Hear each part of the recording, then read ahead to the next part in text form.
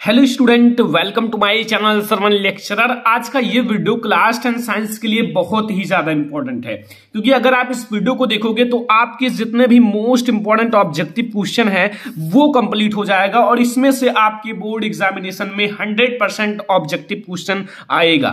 ठीक है, और इसमें मैं आपको फिजिक्स, केमिस्ट्री, बायोलॉजी सभी का इंपॉर्टेंट ऑब्जेक्टिव क्वेश्चन बताने वाला हूं। ये बोर्ड एग्जाम के लिए बहुत ही ज्यादा इंपॉर्टेंट है, इसलिए आपको वीडियो को लास्ट तक देखना है, वीडियो को लाइक कर देना है, चैनल पर नया हो सब्सक्राइब कर लेना है। ठीक है, ऐसे ही सभी सब्जेक्ट का दिया जाएगा, एक सीरीज स्टार्ट है और सभी सब्जेक्ट का आपको तैयारी कराई जाएगी। तो चलो हम लोग पहले प्रश्न से स्टार्ट करते हैं।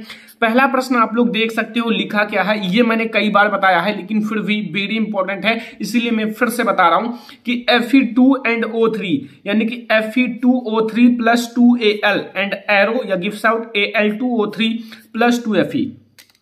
अब इसमें आपको बताना है कि जो ऊपर दी गई अभिक्रिया है वो किस प्रकार की है। ये जो आपकी अभिक्रिया है ये किस प्रकार की है। आपके पास ऑप्शन ए है संयोजन अभिक्रिया, ऑप्शन बी है द्वितीय विस्थापन अभिक्रिया, ऑप्शन सी है वियोजन अभिक्रिया एंड डी है विस्थापन अभिक्रिया। तो देखो जो ऊपर दी गई अभिक्रिया है वो किस प्रकार की अभिक्रिया है आपको नहीं पता होगा, क्योंकि अगर आपको पता है तो अच्छी बात है।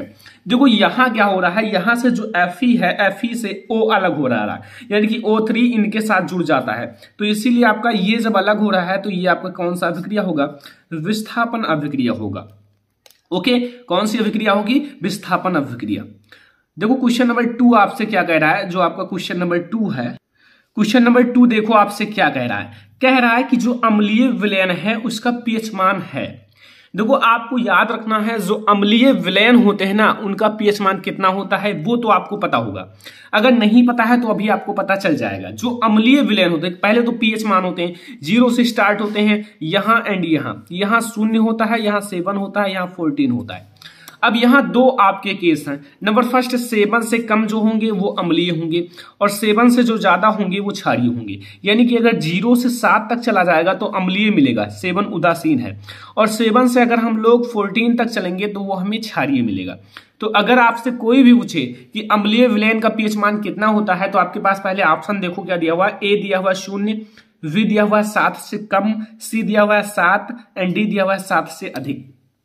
तो अब आप लोग बताओ कौन सा सही है। देखो 7 से जब आप 0 से 7 तक का अम्लीय होता है, 0 से 7 तक का, तो इसीलिए आपका जो 7 से कम होगा ना, 7 से कम वो अम्लीय होगा। 7 तो उदासीन होता है, जो आपका 7 है वो उदासीन होता है। ठीक है, याद रखना। और ये जो 7 से कम वाले पीएच मान है वो अम्लीय होंगे और 7 से जो ऊपर वाले पीएच मान है वो क्षारीय होंगे। क्वेश्चन नंबर 3 आपसे क्या कह रहा है कि निम्नलिखित में से अम्लीय लवण है। यहां आपसे क्या पूछ रहा है कि जो आपके 4 ऑप्शंस हैं, यानी कि ए आपका है NaCl, बी आपका है NaHSO4, सी है Na2SO4 एंड डी है KCN। इसमें से आपको बताना है कि अम्लीय लवण है। सबसे पहले आपको याद रखना है कि जो इसमें से अम्लीय लवण कौन सा है वो मैं आपको बताऊंगा, लेकिन यहां आपके 4 ऑप्शंस हैं और इसमें से जो आपका अम्लीय लवण है वो है आपका NaHSO4, NaHSO4। ठीक है, तो ये आपका अम्लीय लवण है। ओके, तो ये है हमारा तीसरा क्वेश्चन जो कि आपको समझ में आ गया। 4 नंबर क्वेश्चन क्या कह रहा है कि एंटीमनी है, यानी कि जो आपका एंटीमनी है वो क्या है। ठीक है, यहां आपका ए नंबर है धातु, बी नंबर है अधातु, सी नंबर है उपधातु एंड डी नंबर है मिश्र धातु। तो एंटीमनी आप लोगों को पढ़ाया गया है चैप्टर नंबर 3 में, जो आपका धातु एवं अधातु चैप्टर है। तो एंटीमनी आपका क्या है, तो जो एंटीमनी होता है वो एंटीमनी क्या है, उपधातु है। ओके, ये सारे आपके गलत हैं। एंटीमनी आपका फाइनली उपधातु है। जब मैं आप लोगों को उपधातु पढ़ा रहा था तो इसका एग्जाम्पल बताया था एंटीमनी, ताकि आप लोगों को कहीं भी पूछा जाए, चाहे आपका वो ऑब्जेक्टिव क्वेश्चन हो चाहे सब्जेक्टिव क्वेश्चन हो, आप तुरंत बता दो। ठीक है, तो इसीलिए मैंने आपको सारी चीजें पढ़ा दिया है, चैप्टर भी पढ़ाया गया है। यहां आपका देखो क्वेश्चन नंबर 5 क्या कह रहा है कि निम्न में से कौन सी धातु अम्ल में से हाइड्रोजन विस्थापित नहीं कर सकती है या कर सकता है। ऑप्शन ए है Fe यानी कि ferrous, Zn zinc, Cu copper and Mg magnesium. ठीक है, तो अब आप लोग बताओ इसमें से कौन है जो अम्ल में से, यानी कि अगर HCl है, HCl में से हाइड्रोजन विस्थापित नहीं कर पाएगा। तो हमेशा याद रखना, जैसे जो अगर आप लोग सक्रियता श्रेणी पढ़े हो या विद्युत रासायनिक श्रेणी, जिसमें था बीच में यहाँ हाइड्रोजन था, ऊपर नीचे तत्व था, तो यहाँ जो नीचे वाले हैं हाइड्रोजन से नीचे वाले, वो हाइड्रोजन नहीं विस्थापित कर पाएंगे क्योंकि वो उनसे ज्यादा नीचे हैं, उनसे ज्यादा गरीब हैं। तो यहाँ जो Cu है ना, ये नहीं कर पाएगा क्योंकि ये जो होता है ये हाइड्रोजन के नीचे स्थित होता है। हाइड्रोजन के नीचे कॉपर स्थित होता है, तो कॉपर जो है वो अम्ल में से हाइड्रोजन विस्थापित नहीं कर पाएगा। यहां से आपको 5 क्वेश्चन समझ में आ गया। कोई दिक्कत हो, कोई कंफ्यूजन हो तो पूछ लो, क्योंकि मैं आप लोगों को हमेशा पढ़ाने वाला हूं हर एक सब्जेक्ट को। तो इसीलिए अगर आपको साइंस में कोई भी दिक्कत हो तो कमेंट जरूर करना। ये 5 क्वेश्चन आप लोग नोट कर लो, फिर हम लोग 6 नंबर क्वेश्चन देखते हैं। क्वेश्चन नंबर 6 आपसे क्या कह रहा है कि जो एसिटिक अम्ल है उसका IUPAC नेम होगा। एसिटिक अम्ल जिसमें आपके कार्बन की संख्या सबसे पहले पता होना चाहिए, तो कार्बन की संख्या 2 होती है। अब एसिटिक अम्ल में समूह कौन सा होता है? COOH, यानी कि आपका कौन सा समूह? कार्बोक्सिलिक समूह। और अगर आप लोग सारे समूह को पढ़े हो तो फिर आप ये लिख पाओगे IUPAC नेम, और अगर आप नहीं पढ़े हो तो नहीं लिख पाओगे। तो यहां आपके पास ए ऑप्शन है एसिटिक अम्ल, वी है एथेनोइक अम्ल, सी है मेथेनोइक अम्ल एंड डी है प्रोपेनोइक अम्ल। तो यहां आपका जो करेक्ट आंसर है वो है एथेनोइक अम्ल, क्योंकि यहां आपको बताया गया है कि एथेनोइक अम्ल जो एसिटिक अम्ल का IUPAC नेम होता है। ठीक है, एसिटिक अम्ल का IUPAC नेम क्या होगा? एथेनोइक अम्ल। ये है हमारा क्वेश्चन नंबर 6। और क्वेश्चन नंबर 7 क्या कह रहा है कि यूरेनियम है। यूरेनियम क्या है? आपके पास ऑप्शन भी है, ए है क्षार धातु, वी है आधातु, सी है रेडियो एक्टिव एंड डी है गैस। तो जो यूरेनियम होता है वो क्या होता है? देखो, आप लोग जब तत्वों का आवर्त वर्गीकरण पढ़ोगे तो उसमें आपको ये क्वेश्चन देखने को मिलेगा, और अगर आपने अभी तक नहीं पढ़ा है तो कोई दिक्कत नहीं, आगे चलकर आपको मिल जाएगा। तो यूरेनियम जो है ना वो रेडियो एक्टिव का एक बहुत बढ़िया उदाहरण है। तो रेडियो एक्टिव ये है, क्या है? रेडियो एक्टिव जो आपका यूरेनियम है वो क्या है? रेडियो एक्टिव धातु है। अगला देखो, यहां ये चीज बहुत ज्यादा इंपॉर्टेंट है। क्वेश्चन नंबर 8 बायोलॉजी से है और इंपॉर्टेंट बहुत ही ज्यादा है। लिखा क्या है कि जो स्वापोषी पोषण है, जो स्वापोषी स्वयं भोजन बनाते हैं, स्वापोषी पोषण है के लिए आवश्यक है, उनके लिए क्या चीज आवश्यक है? आपके पास ऑप्शन ए है कार्बन डाइऑक्साइड, वी है क्लोरोफिल, सी है सूर्य का प्रकाश, डी है उपयुक्त सभी। देखो, कार्बन डाइऑक्साइड भी इंपॉर्टेंट है, ठीक है, इंपॉर्टेंट है। चलो भाई, क्लोरोफिल भी इंपॉर्टेंट है और सूर्य का प्रकाश भी इंपॉर्टेंट है। तो इन सारी को मतलब कुछ ना करो, गलत भी मार सकते हो या फिर रहने दो, कोई दिक्कत नहीं। यहाँ आपका उपयुक्त सभी है, उपयुक्त सभी इंपॉर्टेंट है। चाहे आपका कार्बन डाइऑक्साइड हो, चाहे क्लोरोफिल हो, चाहे सूर्य का प्रकाश हो, सारे इंपॉर्टेंट हैं। तो ये भी इंपॉर्टेंट है, ये भी। तो आपका उपयुक्त सभी जो है ना ये करेक्ट हो जाएगा। ओके, समझ में आया? अगला देखो, अगला क्वेश्चन क्या कह रहा है कि यकृत जो है वो स्रावित करता है। ये सारे बहुत ज्यादा इंपॉर्टेंट क्वेश्चन है, इसीलिए मैंने आपको अच्छे से समझा दिया। यकृत होता है वो क्या स्रावित करता है? ए है आपका लार, वी है जठर रस, सी है पित्त रस एंड डी है अग्नाशयिक रस। तो यकृत का नाम सुना होगा जब मैं आपको पाचन तंत्र पढ़ा रहा था, और सबसे बड़ी ग्रंथि जो है यकृत ही है। और यकृत आखिर स्रावित क्या करता है ये मैंने आपको पढ़ाया है। तो यकृत जो स्रावित करता है वो क्या स्रावित करता है? पित्त रस। क्या स्रावित करता है? पित्त रस। तो हमेशा याद रखना, कभी भी भूलना मत, क्योंकि ये सारे बेसिक हैं, बहुत ज्यादा इंपॉर्टेंट है। देखो, क्लास 10th में जितना मैं बता रहा हूं ये ऑब्जेक्टिव हमेशा पूछा जाएगा और यही बोर्ड एग्जाम में देखने को मिलेगा। तो इसीलिए मैं आपसे कह रहा हूं कॉपी पेन लेकर बैठो, जितना बताया जा रहा है उसे नोट करो। यहाँ क्वेश्चन नंबर 9 तक हो चुका है। ये सारे क्वेश्चन जो पीछे के पढ़ाए गए हैं वो सारे नोट कर लो, ठीक है। अगला क्वेश्चन देखो, क्वेश्चन नंबर 10, जो पादप होता है, पादप में जाइलम उत्तरदायी है। आपने जाइलम ऊतक का नाम सुना है और फ्लोएम ऊतक का नाम सुना है। तो पादप जो है, पेड़ पौधे होते हैं, उसमें जाइलम जो होता है, जाइलम उत्तरदायी होता है। जाइलम क्या करता है? ए ऑप्शन है जल का वहन, बी ऑप्शन है भोजन का वहन एंड सी ऑप्शन है अमीनो अम्ल का वहन एंड डी ऑप्शन है ऑक्सीजन का वहन। तो फिर आप लोग बताओ कि आखिर जो जाइलम होता है वो किस चीज का वहन करता है? पौधों में। तो जो जाइलम होता है वो जल का वहन करता है। पौधों में क्या करता है? जल का वहन करता है। देखो, आपके 2 पॉइंट होते हैं, एक तो जाइलम होता है फर्स्ट नंबर, और एक होता है फ्लोएम। क्या होता है? फ्लोएम। अब दोनों में अंतर भी पूछा जाता है और क्या करता है ये भी पूछा जाता है।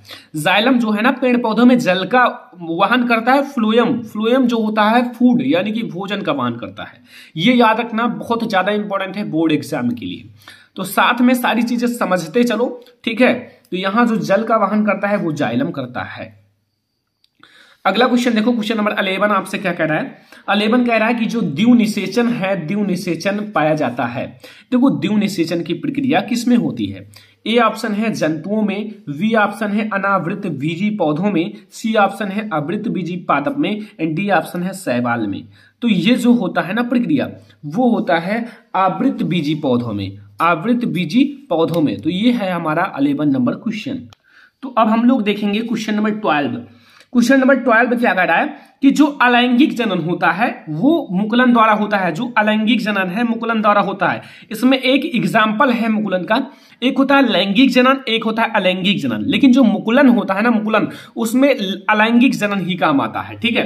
क्योंकि वो जो मुकुल निकलता है वही फिर नया पौधा बन जाता है। तो यहाँ ए है अमीबा में, बी है ईस्ट में, सी है प्लाज्मोडियम में, डी है लेशमानिया में, ठीक है। तो अब आप लोग बताओ ये किसमें मतलब किसमें होता है। तो इसका सही आंसर होगा वो है आप लोगों का ईस्ट में। किसमें? ईस्ट में। ओके, ये सारी चीजें आपको समझ में आ रही है ना। कोई भी डाउट हो, कोई भी दिक्कत हो, कोई भी कंफ्यूजन हो तो कमेंट बॉक्स में पूछ लेना। हर एक चीज का रिप्लाई दिया जाएगा और उस पर वीडियो भी बनाया जाएगा। यहाँ क्वेश्चन नंबर 13 देखो कि जो पृथक्करण का नियम है प्रस्तुत किया था। देखो पृथक्करण का नियम किसने प्रस्तुत किया था? जिसने मतलब प्रस्तुत किया था उसका नाम बताना है। ए है चार्ल्स डार्विन ने, बी है जॉन ग्रेगर मेंडल ने, एंड सी है रॉबर्ट हुक ने, ब्रिज ने। देखो जो भी प्रस्तुत किए थे वो 3 नियम प्रस्तुत किए थे। और मैं आपको बता दूं पहले किसने प्रस्तुत किया था, वो थे ग्रेगर जॉन मेंडल जी। लेकिन इनके 3 नियम जो है बोर्ड एग्जाम के लिए सबसे ज्यादा इंपॉर्टेंट है। ये सेकंड नंबर नियम है और फर्स्ट नंबर नियम है प्रभाविता का नियम। क्या है? प्रभाविता का नियम। और थर्ड नंबर नियम है स्वतंत्र अपविहवन का नियम। स्वतंत्र अपविहवन का नियम। ये तीनों नियम बोर्ड एग्जाम के लिए बहुत ही ज्यादा इंपॉर्टेंट है। ओके, तो सारे क्वेश्चन आप कंप्लीट रखो, कोई भी पूछे आप तुरंत बताओ क्योंकि आपने पढ़ा है, ठीक है, मन लगाकर, क्योंकि टॉपर बनना है, टॉपर की तरह पढ़ना पड़ेगा। ओके, तो मैं ऑब्जेक्टिव भी आपसे सॉल्व करा रहा हूं, फिर आपके अति लघु उत्तरीय प्रश्न, लघु उत्तरीय और दीर्घ उत्तरीय सारे आएंगे विथ सॉल्यूशन के साथ। लेकिन पहले आप लोग इस वीडियो को कम से कम 3000 लाइक तक पहुंचाओ कि 3000 लाइक हो जाए तो मैं आप लोगों के लिए जल्द से जल्द वीडियो प्रोवाइड कर दूं, ठीक है। और वैसे भी मैं आप लोगों के लिए वीडियो लगातार लाऊंगा, ठीक है, क्योंकि आप लोगों के साथ मेहनत हमें भी करना पड़ेगा, ज्यादा से ज्यादा मेहनत करना पड़ेगा कि आप लोग बोर्ड एग्जाम में टॉप कर जाओ। यहां लिखा हुआ है समतल दर्पण। समतल दर्पण द्वारा निर्मित प्रतिबिंब का आवर्धन होता है। आप लोग, एक होता है उत्तल दर्पण, एक होता है अवतल दर्पण और एक होता है समतल दर्पण। लेकिन यहां बात की गई है समतल दर्पण की। जो समतल दर्पण का आवर्धन होता है, प्रतिबिंब का आवर्धन होता है, तो जो समतल दर्पण का आवर्धन होता है ना वो केवल 1 होता है। लेकिन यहां ऑप्शन 1 है, 1 से कम, 1 से अधिक या अनंत। तो 1 होता है। 1 होता है समतल दर्पण द्वारा निर्मित प्रतिबिंब का आवर्धन। ओके, समझ में आया?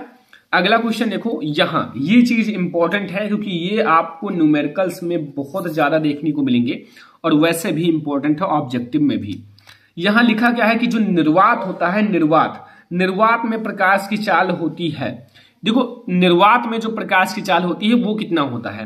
ए ऑप्शन है 3 × 10⁷ मीटर प्रति सेकंड, बी ऑप्शन है 2 × 10⁸ मीटर प्रति सेकंड, सी ऑप्शन है 3 × 10⁻10 मीटर प्रति सेकंड और डी है 3 × 10⁸ मीटर प्रति सेकंड। तो वैसे निर्वात में प्रकाश की चाल आप क्लास 8 से पढ़ते आ रहे हो, क्लास 8 से। लेकिन अगर आपको नहीं पता तो मैं आपको बताऊंगा 3 × 10⁸ मीटर प्रति सेकंड होता है निर्वात में प्रकाश की चाल। मतलब निर्वात में इतनी तेज प्रकाश चलती है। ओके, तो ये है हमारा क्वेश्चन नंबर 15। क्वेश्चन नंबर 16 आपसे क्या कह रहा है, देखो कि अस्पष्ट दृष्टि की न्यूनतम दूरी क्या होती है। जिनकी दृष्टि अस्पष्ट हो, कि कोई भी दोष ना हो, मतलब आंख जो है उनका वो अच्छा हो।